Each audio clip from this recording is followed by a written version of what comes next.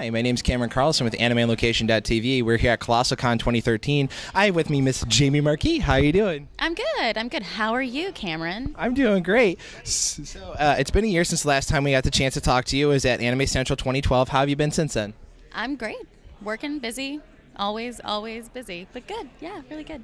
All right. This is your first time coming to Colossalcon. How are you enjoying it so far? You know, Baby Tiger, Water Park. I haven't been able to do any of that yet because I just got here last night. But I have had several drinks in very large glasses, and that was fun. I enjoyed that. That's neat. And then on our last interview, we discussed some of the things you like to do, and you said that you wanted to run a marathon. Did you have a chance to achieve that goal yet? I have not, but I'm still working on it.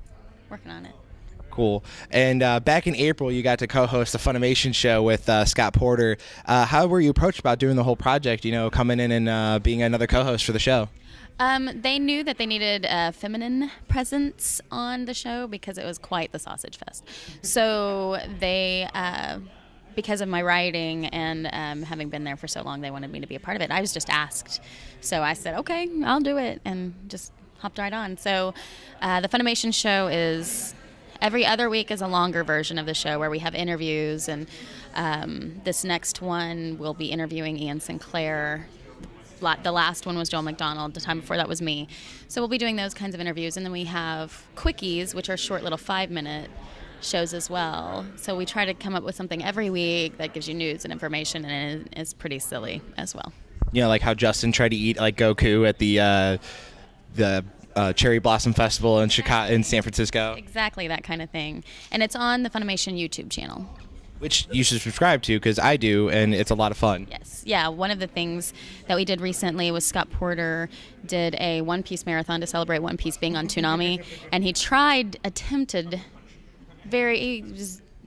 kudos to him, but he tried to watch all 206 episodes in 4 or 5 days, but he ended up getting so many interviews from the cast members that he just sat in this room and interviewed them, and then got really, really delirious. That was actually one of our shows, was this live stream of him for like 4 days. It was really cool.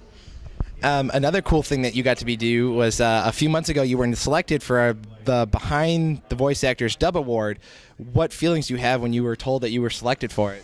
Well, I mean, anytime you get an award, it's a little, that's awesome. There were 2 different versions. There was a Behind the Voice Actors Award, and then there was the Fan Award. And I know that I won the Fan Award.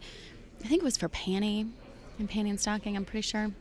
Panty from another show. Like, no, we all know which she's from. But and so that was really meaningful because it was the fans voting, and so that meant a lot. But both, you know, all of the awards I received from that, it was kind of like a Jamie Fest. It was kind of cool. But it was really nice and kind of validating. And, you know, I often say actors are sensitive creatures, so validation is cool.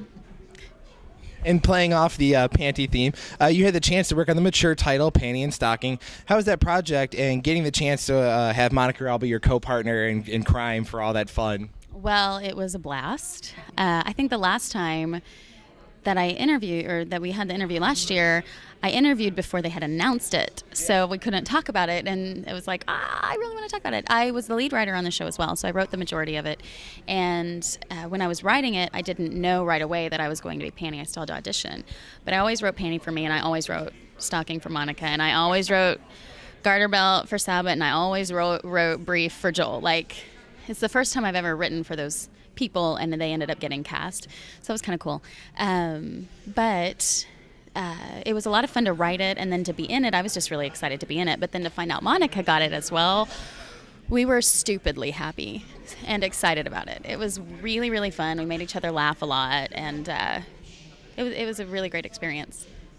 Yeah, there's a unique clip of Panty and Stocking up on Funimation's YouTube channel of that, where it's where you come home with all the sweets to Monica. That was a unique opportunity to have a lot of fun, especially with the weight issue a lot of people unfortunately have to deal with. Yeah, that's true. Well, it was fun to go balls to the wall with the comedy and not hold back anything. Nothing is sacred in that show, and there's something very, very freeing about that, where you almost want to be the one that's made fun of when you're watching it. Like, oh, I hope they make fun of me, so, and with any luck, we did.